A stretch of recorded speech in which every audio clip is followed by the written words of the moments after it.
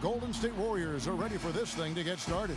Welcome to the NBA. Kevin Harlan here with Steve Kerr and Clark Kellogg for 2K Sports for this Friday afternoon broadcast. We've got a chance now for our starting lineups from point guard to center. This game should be a good one. And guys, taking a look at Andre Iguodala. What will we see from him? Well, Iguodala is just a scary athlete, Kevin. Even among NBA players, he stands out in that regard. Incredibly long, active, fast, quick laterally, and that's why he's so good defensively. No doubt about it, Steve. He's a terrific defender, and with his ball handling ability, he's able to penetrate and finish creatively at the rim, too. The shot's good from Paul. Well, they just gave him 2 points. Defensively, you're going to have to tighten things up here. That's not a good sign. You know, guys, you look at Chris Paul's path to greatness, and it's really kind of a neat story. When he was in high school, he didn't even make the varsity team until he was a junior and cracked 6 feet tall. And the school he wanted to go to, North Carolina, understandable for a kid who was in the state of North Carolina, the Tar Heels didn't even offer him a scholarship. Now Griffin, after the missed 3 from Stephen Curry. And Dudley kicks to Jordan.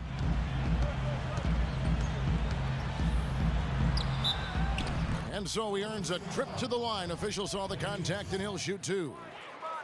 And with Chris Paul, he ended up playing 2 seasons at Wake Forest, led them to a Sweet 16 appearance. You know, the school retired his number 3 jersey back in March. So for a guy so lightly recruited out of high school, what an incredible achievement. And his twin brother has been just as successful in the insurance business. That's right, Cliff. Yes, Cliff. Terrific. He handles my home and auto. Does he? Yes, he does. Wow. Yes. Yeah, I have an umbrella policy. You do? Uh-huh. He's a great assistant. He's the best. Yeah, wonderful. Paul gets a screen from Griffin, and it's Paul penetrating. Good ball movement here by the Clippers.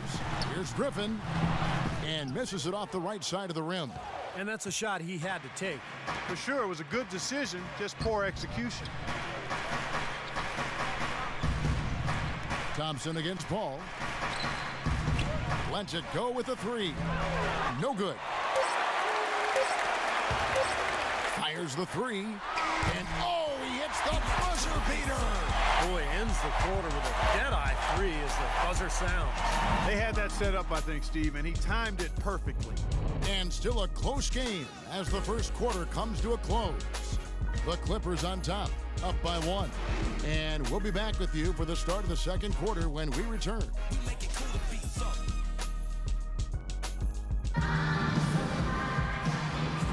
Welcome back, folks. We have a close game here at the start of the second quarter of play. And taking a look at Los Angeles' performance here, Clark and Steve, what have they been doing or not doing? Solid first quarter for this club. They came out strong and they put together some nice momentum here. Steve, I like the looks they've gotten on offense. A lot of good ones. Antoine Jamison out there with Byron Mullins. Then there's Jared Dudley, and there's Collison, and it's Crawford at the 2 spot. They're the group out there for the Clippers starting the second quarter. And the officials will call the illegal screen right there.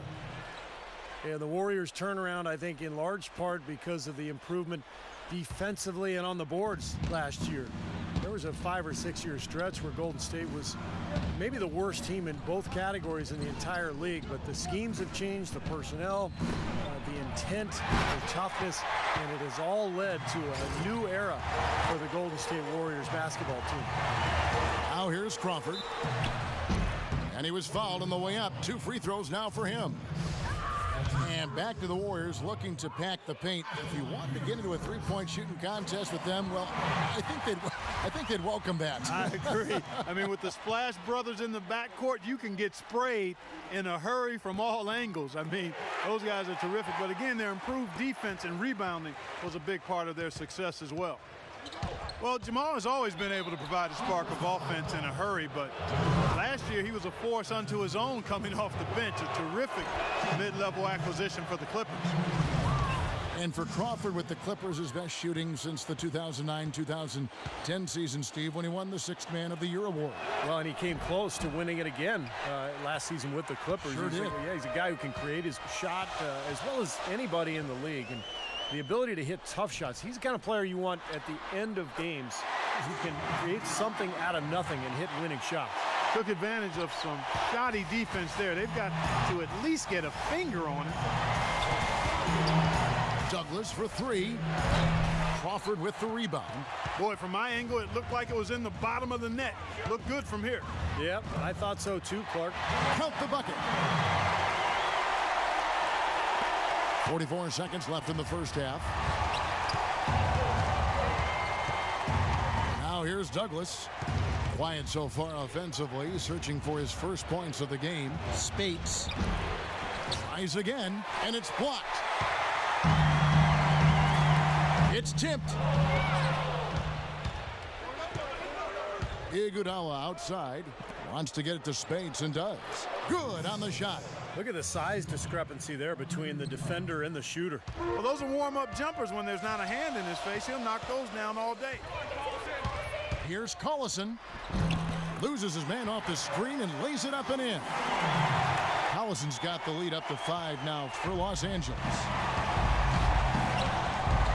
Pass to Barnes. There's the three. Shot misses. Good solid defense on the perimeter there, challenging the shot and not fouling. Even the best shooters can be bothered by his. Close game as we wrap up the second quarter. Now, presented by Sprint. And it's time to break. The Sprint Halftime Report, presented by Sprint. Welcome back to Los Angeles, California, the Staples Center, part of the LA Live development here in downtown. Jamal Crawford really making a difference here. Yeah, he had a sensational first half, which was made, I think, even more significant given the amount of extra defensive help was paid to him. Yeah, but for him, it's nothing out of the ordinary. I mean, we don't expect anything less.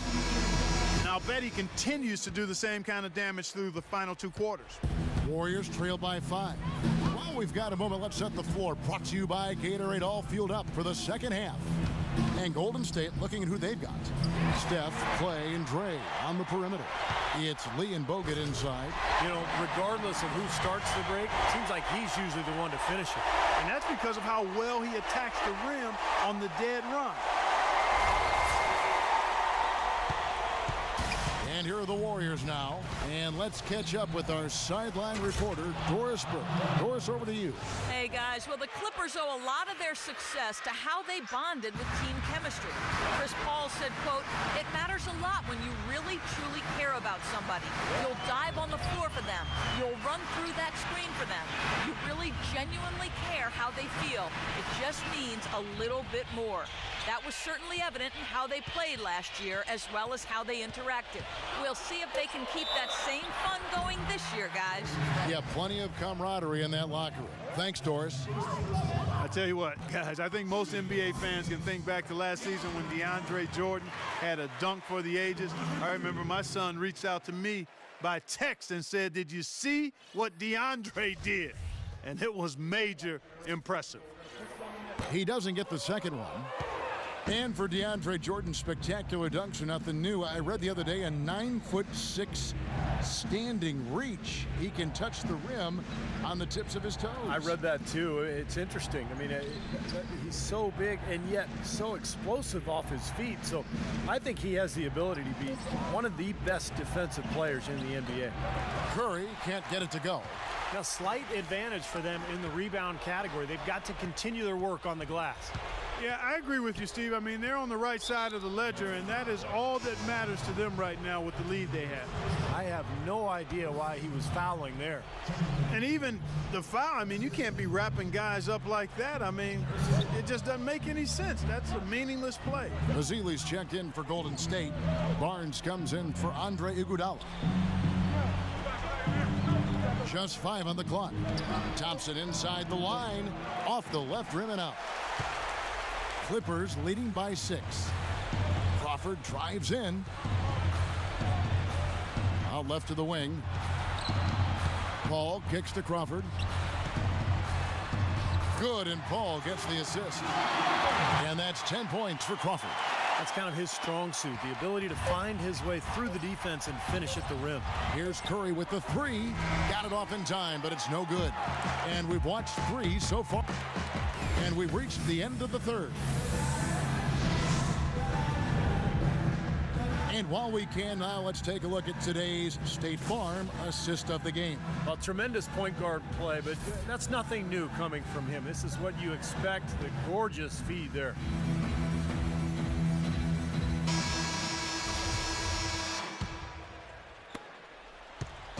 And it's the Clippers' ball. They lead by 8. That's the biggest of the game.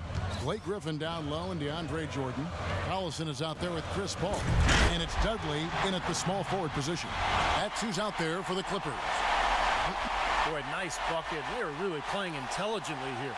And even though the lead's not large, they've definitely got the upper hand. Collison against Curry. Lee is screen on Collison. Foul called that time on the way up. That'll give him 2 chances at the free throw line here. Easy call there. No question about that one. You could hear the impact from where I am. Good on the first, and that brings them within single digits. Andre Iguodala. He's checked in for Harrison Barnes. And both free throws good for Curry. Outside Collison. Jordan sets the pick for Collison. He feeds it to Dudley. Another one falls for the Clippers. You know, they've done some nice work as we've come down the stretch and into the final quarter. I'll say they're looking very determined as they try to close this one out. It's Curry with the drive. Fires from 14. Shot is good, and the Los Angeles leads cut down to 8 on the bucket from Lee. Beautiful feed off the bounce to his teammate there. Nicely done. And then Griffin with the dunk. Boy, the prettiest play in basketball to me. Executed to perfection. I don't think you're going to get an argument there. Everybody loves the alley-oop. Well, unless you're the team getting dunked on, of course. And for the Warriors, they're shooting just 35%. They've got to get better looks. Thompson for the triple. Rebound by the Clippers. It's a +5 advantage for them in the rebounding category after that board. Very steady work they've been doing on the interior, no question. And that's, I think, the main reason they have this lead. And here is Curry. The pass to Thompson. Wants to get it to Iguodala and does. Can't get it to go. Great defense in the paint there, making it tough on the offense. That's what he brings, a presence. I mean, you saw it on that miss. Griffin down low, covered by Lee, and a foul on the shot. He'll go to the stripe for 2. It's on David Lee. First one falls for him. And some changes here for the Warriors. Vassili's checked in for Bogut. Spates comes in for David Lee, and it's Barnes in for Andre Iguodala. Griffin hits them both. Well, that's going to be it. Great work at the charity stripe. That'll close this game out. Timeout called the Warriors. They trail by 12. 32 seconds left in the fourth quarter. Barnes, he's checked in for Blake Griffin. Shoots a 3, and he sinks it from deep. Three-pointer good from Bazemore. Clark, they're this close to putting it away. Yeah, and they don't need to do anything to reinvent the wheel here. I mean, just take time off the clock and squeeze the orange. Don't turn it over. And the fans loving what's transpired here tonight. A really good victory for these guys. Sure was. I mean, they did just what they needed to do to keep the visitors from getting any momentum going at all. You know, I don't think that was the shot they had in mind, but they'll take it. Here's Collison. That drops. And the Clippers lead by 11. They didn't take their time wrapping this game up. They pretty much did it in a hurry. Yeah, they had a nice spurt to polish this one off. And Bazemore kicks to Barnes. Here's Ezeli. Great tee that time from B.J. Mullins. And the miss. So the Clippers winning this one easily.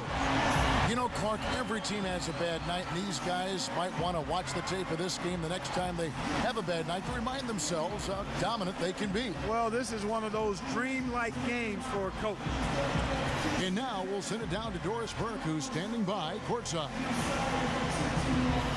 Thanks, Kevin. Well, Blake, tell us about the energy out there tonight. It seemed like there was a ton of intensity on the floor. Yeah, that's something we talked about. You know, we talked about not being complacent, settling for jump shots, talked about getting to the hole and playing stuff on defense, and I thought that's what our guys did tonight. Thanks for your time, Blake. Kevin, back to you. Thank you, Doris. And folks, that